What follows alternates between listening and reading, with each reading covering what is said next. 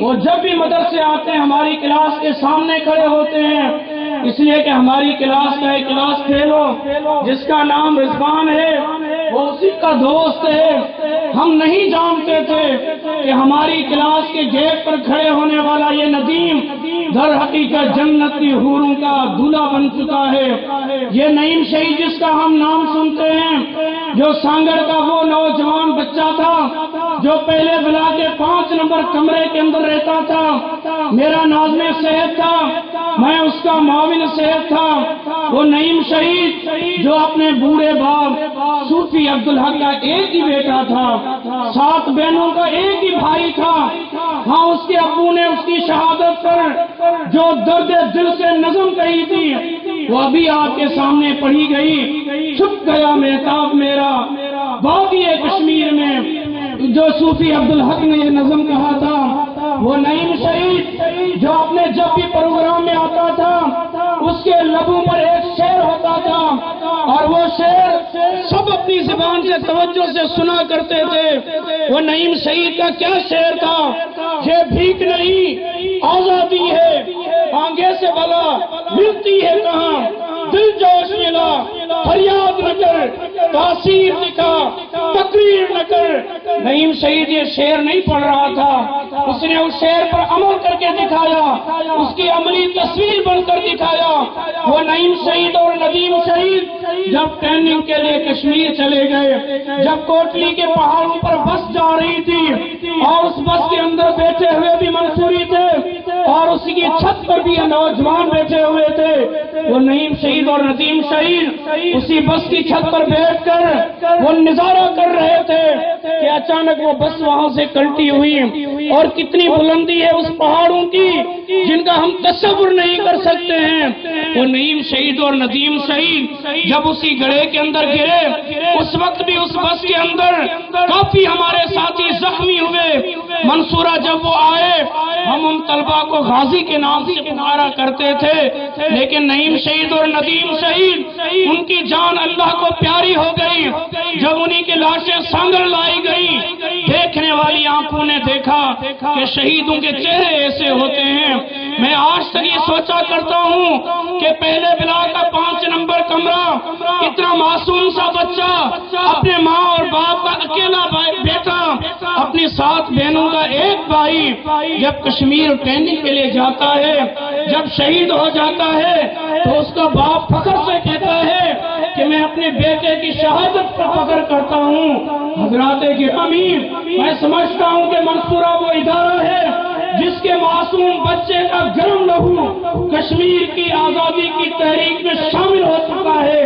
اس لیے میں سمجھتا ہوں کہ انشاءاللہ کشمیر کی آزادی کی تحریک بہت جلد اپنے مقصد کی انجام کو پہنچنے والی ہے۔ بہت جلد کشمیر کے اندر آزادی کا سورج طلوع ہونے والا ہے، اور انڈیا کی بھارت کی فوج بہت جلد کشمیر سے پستہ ہونے والی ہے۔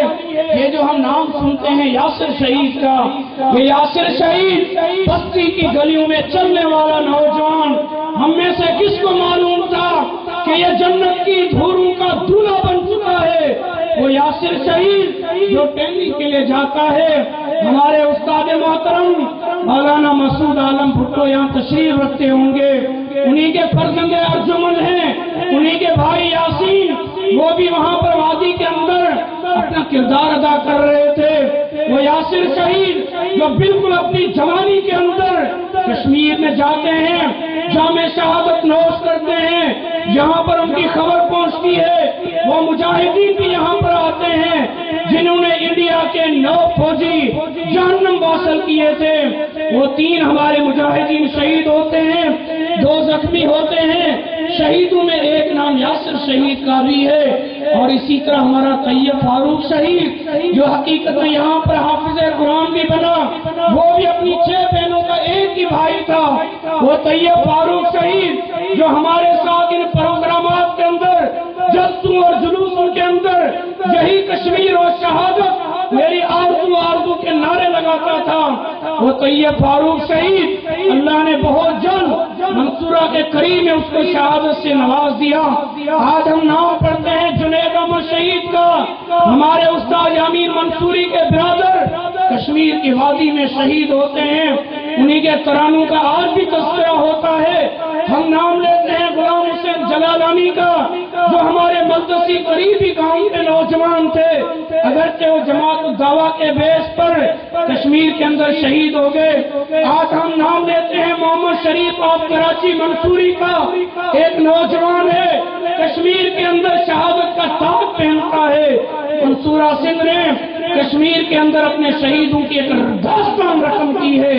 اور اگر آپ مجھے کہنے کی اجازت دیں، آج بھی ہمارے طالب علم عبد الرحیم کمانڈر، جو وہاں پر کسی اور نام سے مشہور و معروف ہیں، ہمارے ساتھ یہاں پر ترانے پڑھا کرتے تھے، اور ہمارے طلبہ کہا کرتے تھے کہ یہ تو ترانوں کا البم ہے۔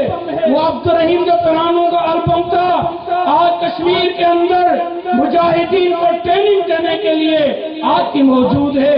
وہ مقیم احمد منصوری جو جیکب آباد کا تھا، اس نے مجھے اپنے کام دکھایا جس کے اندر وہ زخم موجود تھا، اسی زخم کے نشان موجود تھے جو وادی کے اندر کسی گولی سے ان کو لگے تھے۔ منصورہ نے اپنی ایک داستان رقم کی ہے۔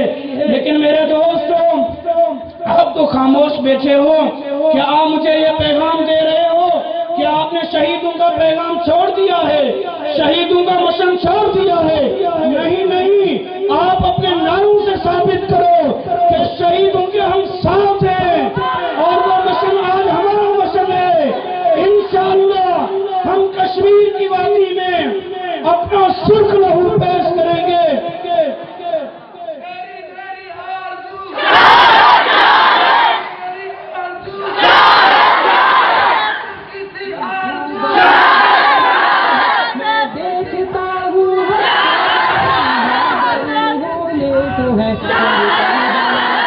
یہ پیغام دیا جاتا ہے کہ جہاد کی بات نہیں کرو، شہادت کی بات نہیں کرو۔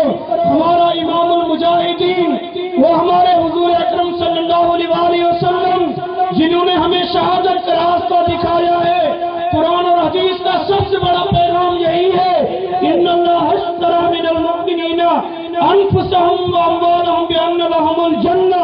اس لیے میرے بھائیوں، جو لوگ بھی جہاد اور شہادت کے خلاف بات کریں، میں انہیں ڈاکٹر نذیر احمد شہید کی وہ اشعار کہنا چاہوں گا کہ ہم کسی سے ڈرنے والے نہیں، ہم قید مشقت کیا سمجھیں اور تو سلاسل کیا جانیں، ایک ساتھ پہ نغمہ ہے گویا، ہم شور سلاسل کیا جانیں، جس سمت قدم اٹھ جاتے ہیں خود منزل آگے آتی ہے، یہ راز اب کوئی راز نہیں، ہم آسودہ منزل کیا جانے، جذبے کو جنوں تو ہونے دو، تم خیر مناؤ زندہ کی، یہ رائے حق کے دیوانے پابندی منزل کیا جانے۔ اور میں اپنے کشمیری بھائیوں کو یہ پیغام دینا چاہوں گا کہ منصورہ کے نوجوان اور پاکستان کے نوجوان آج بھی کشمیر کے لیے اپنا سر دھڑ قربان کرنے کے لیے تیار ہیں، اور انشاءاللہ کشمیر کی آزادی کا سورج بہت جلد طلوع ہونے والا ہے۔ وہ جو فیض نے کہا تھا، اے خاک نشینوں اٹھ بیٹھو، وہ قریب اپنی